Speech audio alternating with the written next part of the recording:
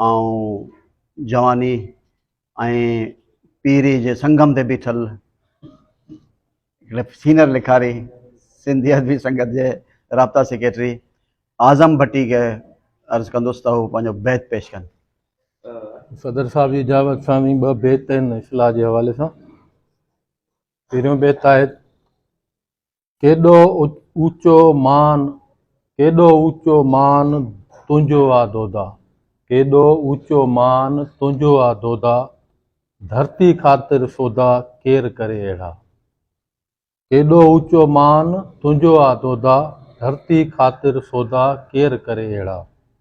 ॿियो बैत आहे, बिलावल सजायो घाणो मुर्की पई शहादत, बिलावल सजायो घाणो मुर्की पई शहादत, अहिड़ी ई सआदत नाहे मिली ॿिए खे।